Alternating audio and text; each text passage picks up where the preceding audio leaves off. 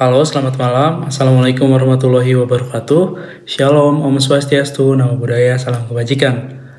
Perkenalkan, aku Flores Saputra dari TI 4810 dengan nomor induk mahasiswa atau NIM 10201224000087. Nah, di malam ini saya akan menjelaskan terkait materi dari mata kuliah operasional riset yang berjudul Design of Radiation Therapy atau yang biasa disebut atau biasa dikenal juga sebagai perancangan dari terapi radiasi. Nah, materi ini diadaptasi dari buku yang berjudul Introduction to Operation Research. Nah, buku itu karya dari Hillier dan Lieberman. Oke, next. Jadi, kita di slide ini dihadapkan oleh sebuah kasus yang kita harus selesaikan solusinya. Nah, kasusnya seperti apa?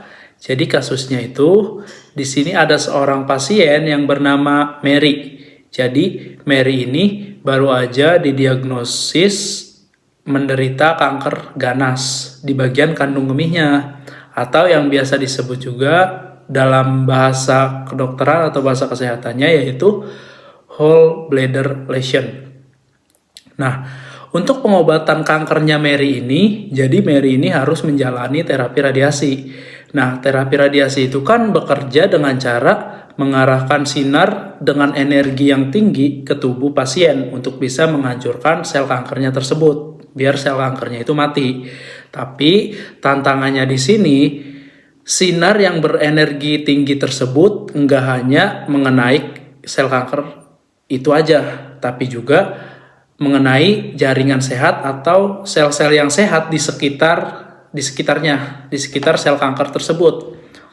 Nah, jadi kita itu harus merancang arah dan intensitas dari sinar tersebut biar bisa lebih tepat sasaran gitu, agar dosis yang diterima itu bisa cukup untuk membunuh sel kanker, tapi juga enggak terlalu tinggi untuk biar enggak merusak jaringan sehat yang ada di sekitarnya.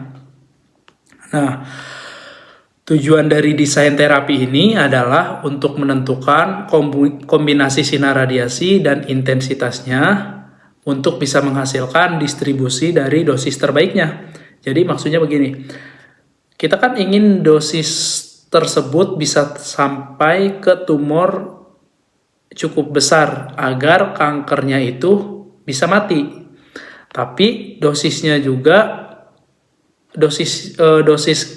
dosis tinggi yang ke tumornya juga kita harus minimalisir agar jaringan yang di sekitarnya itu, jaringan yang sehatnya itu enggak ikut rusak juga. Jadi kita bisa dosisnya itu sekecil mungkin supaya tidak rusak.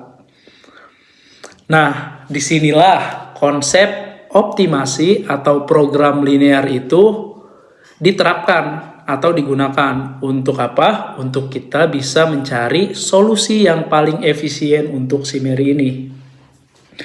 Jadi agar si sinar yang berenergi tinggi tersebut mengenai sel kankernya agar mati, tapi juga kita meminimalkan agar sel-sel sehatnya itu enggak ikut rusak juga. Oke, jadi itu tujuannya. Nah, untuk itu kita bisa buat model matematisnya dalam bentuk program linear tentunya. Nah, di sini kita bakal mendapatkan fungsi tujuannya atau minimize z-nya, yang dimana minimize z-nya itu 0,4x1 ditambah 0,5x2 dengan pembatasnya di sini ada 3. Yang pertama itu 0,3x1 ditambah 0,1x2 kurang dari sama dengan 7. Kemudian yang kedua itu 0,5x1 ditambah 0,5x2 sama dengan 6. Dan yang ketiga 0,6 ditambah 0,4x2 lebih dari atau sama dengan 6. Nah, di sini X1 dan X2-nya itu menyatakan dosis pada titik masuk dari sinar pertama dan sinar kedua dalam satuan kilorans. Nah, sementara nilai Z-nya itu menunjukkan total dosis yang diserap oleh jaringan yang sehat yang di sekitarnya tadi, yang ingin kita minimalkan tujuannya. Nah, kemudian agar bisa diselesaikan dengan metode simplex, model tadi harus kita ubah dulu ke dalam bentuk yang standar. Nah, caranya itu setiap pertidaksamaan itu diubah menjadi persamaan dengan caranya menambahkan variabel tambahan. Kayak contohnya variabel slack atau surplus. Contoh, di pembatas pertama itu 0,3x1 ditambah 0,1x2 kurang dari sama dengan 7. Kita ubah jadi 0,3x1 ditambah 0,1x2 ditambah x3 sama dengan 7. Yang dimana x3 tersebut adalah variabel slack. Nah, tujuannya apa sih? Tujuannya itu supaya pembatas itu bisa ditulis dalam bentuk sama dengan, bukan lagi kurang dari atau lebih dari sama dengan, sehingga perhitungan simplexnya bisa dilakukan atau bisa dijalankan. Nah, langkah selanjutnya itu kita ubah ke bentuk kanonik. Nah, pada tahap ini kita menambahkan artificial variable, contohnya atau misalnya itu x5 dan x6. Biar kita punya solusi awal yang feasible.